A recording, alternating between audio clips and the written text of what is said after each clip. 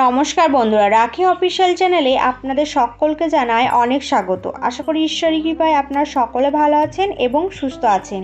আজকে আপনাদের সামনে যে বিষয় নিয়ে আলোচনা করব তা হলো মহালয়ার দিন বাড়িতে নিয়ে আসুন এই একটি গাছের ফুল এবং এই ফুল দিয়ে অবশ্যই মহালয়ার দিন এই বিশেষ ক্রিয়াটি করুন। মায়ের কৃপা সর্বদাই আপনার এবং আপনার পরিবারের ওপর থাকবে। সকল প্রকার বিপদ থেকে তিনি রক্ষা করবেন। আজ এই ভিডিওটির মাধ্যমে একটি গুরুত্বপূর্ণ বিষয় নিয়ে আপনাদের সাথে আলোচনা করব, তাই ভিডিওটি সম্পূর্ণ দেখুন। এই ভিডিও দেখে আপনারা উপকৃত হবেন।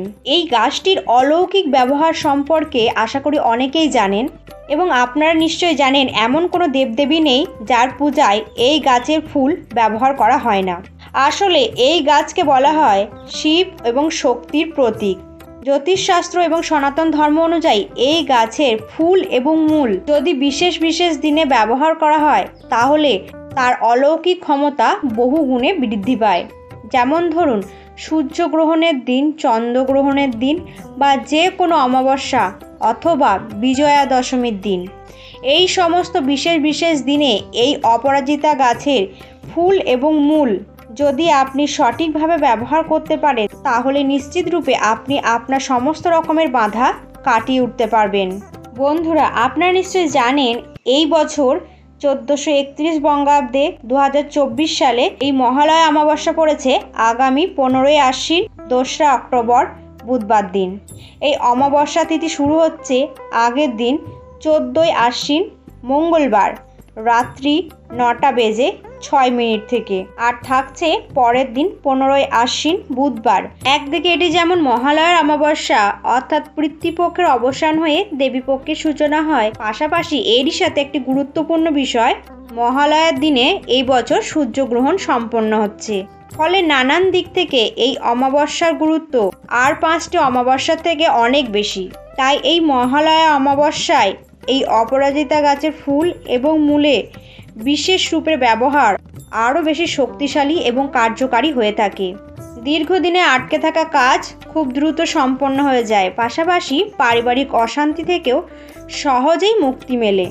নিজেকে অন্যের কাছে প্রভাবশালী করে তুলতে সাহায্য করে এই ক্রিয়া এবং শত্রু দমনে বিশেষ কার্যকারী ভূমিকা গ্রহণ করে এবং সর্বোপরি যে কোনো বাধা দূর করতে সহায়তা করে এই ক্রিয়াটি। এইবার আসবো দর্শক বন্ধুরা, এই বছর মহালয়াতে কিভাবে অপরাজিতা গাছের ফুল বা মূল ব্যবহার করতে হয় সেই প্রসঙ্গে। বেশ কয়েকটি উপায়ে এই অপরাজিতা গাছের ফুল এবং মূল এই দিন ব্যবহার করতে পারেন। তার মধ্যে থেকে সবথেকে সহজ উপায়টি হলো মহালয়ার দিনে সকালে অতি অবশ্যই স্নান করে প্রথমে পবিত্র হয়ে অপরাজিতা গাছের ফুল তুলে নিয়ে আসবেন। যদি আপনি মূল ধারণ করতে চান তাহলে সেই সময় আপনি অপরাজিতা গাছের মূলও তুলে নিয়ে আসতে পারেন। সাদা অথবা নীল যে কোনো রঙের অপরাজিতা গাছের ফুল দিয়ে আপনি এই ক্রিয়াটি সম্পন্ন করতে পারেন। বন্ধুরা, যে স্থানে আপনি এই ক্রিয়াটি সম্পন্ন করতে চাইছেন সেই স্থানে উত্তর পূর্ব কোণে অর্থাৎ যাকে আমরা ঈশান কোণ বলে থাকি সেই কোণে এই ক্রিয়াটিকে সম্পন্ন করা প্রয়োজন। যদি আপনি আপনার ঠাকুর ঘরে এই ক্রিয়াটি সম্পন্ন করতে চান তাহলে ঠাকুর ঘরে যে ঈশান কোণটি আছে সেই ঈশান কোণে আপনি এই ক্রিয়াটি সম্পন্ন করতে পারেন। এই ঈশান কোণের স্থানকেই আমাদের হিন্দু শাস্ত্রে পবিত্র স্থান বলে মনে করা হয়, তাই যে কোনো মাঙ্গলিক কাজ এই কোণে সম্পন্ন করা হয়ে থাকে। এই উক্ত ঈশান কোণের স্থানটিকে সবার প্রথমে পরিষ্কার পরিচ্ছন্ন করে নেবেন।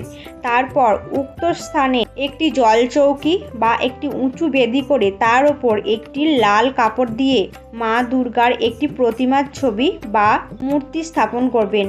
বাড়িতে মা দুর্গার মূর্তি বা প্রতিমার ছবি না থাকলে তাহলে মনে মনে মাকে কল্পনা করেও আপনি এই ক্রিয়াটি সম্পন্ন করতে পারেন।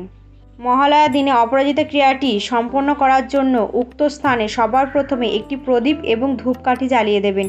তারপর মনে মনে গণেশজিকে স্মরণ করে তার উদ্দেশ্যে বলুন ওম শ্রী গণেশায় নমঃ। এই কথাটি 3 বার বলবেন। বন্ধুরা, যে কোনো মাঙ্গলিক কাজ শুরুর পূর্বে সবার প্রথমে গণেশজিকে স্মরণ করা প্রয়োজন। এরপর বন্ধুরা ভগবান শ্রী বিষ্ণু, সূর্যদেব এবং সকল দেবদেবীকে মনে মনে স্মরণ করে নেবেন এবং উক্ত স্থানে সামান্য গঙ্গা জল বা বিশুদ্ধ জল ছিটিয়ে দিন। যদি ঠাকুর ঘরে শ্রী বিষ্ণুর মূর্তি বা ছবি থাকে তাহলে তার বুকে 2টি তুলসী পাতা অবশ্যই দেবেন। এরপর অপরাজিতা ক্রিয়াটি সম্পন্ন করুন। হাতের তালুতে একটি অপরাজিতা ফুল নিয়ে মনে মনে 108 বার এই মন্ত্রটি জপ করবেন। আর এই মন্ত্রটি হলো ওম অপরাজিতায় নমঃ।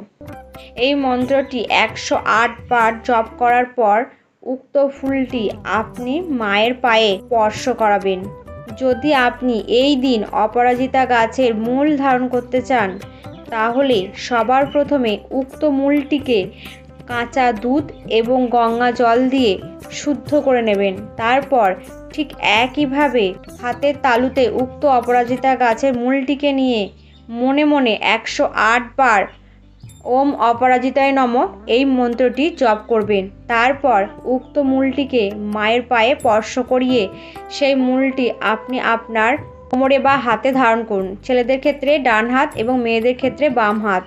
এরপর বন্ধুরা আপনি যে ফুলটিকে মায়ের পায়ে স্পর্শ করালেন সেই উক্ত ফুলটিকে একটি রূপোর কৌটোতে অথবা একটি সাদা কাপড়ে বেঁধে নিন এবং সেটিকে আপনার গৃহে সবথেকে পবিত্র স্থানে রেখে দিন এবং ওই স্থানে ধূপ এবং প্রদীপ প্রত্যেক দিন দেখান। বন্ধুরা দেখবেন যে অভীষ্ট লক্ষ্য নিয়ে আপনি এই ক্রিয়াটি সম্পন্ন করছেন, সেই অভীষ্ট লক্ষ্য নিশ্চিত রূপে মায়ের কৃপায় পূরণ হবে। পূর্ণ বিশ্বাস এবং শ্রদ্ধা রেখে এই ক্রিয়াটি সম্পন্ন করবেন। যদি মহালয়ার দিন আপনি এই ক্রিয়াটি সম্পন্ন করতে না পারেন তাহলে সেক্ষেত্রে আপনি এই ক্রিয়াটি অষ্টমীর দিন এবং বিজয়ার দিনও করতে পারেন। আশা করি বন্ধুরা এই ভিডিওটি দেখে আপনারা অনেকটাই উপকৃত হবেন এবং এই ভিডিওটি দেখে যদি আপনাদের ভালো লেগে থাকে তাহলে অবশ্যই একটি লাইক করবেন এবং চ্যানেলটিকে সাবস্ক্রাইব করে নোটিফিকেশন বেল আইকনটি অন করতে একদম ভুলবেন না। আর কমেন্ট বক্সে অবশ্যই লিখতে ভুলবেন না জয় মা দুর্গার জয়।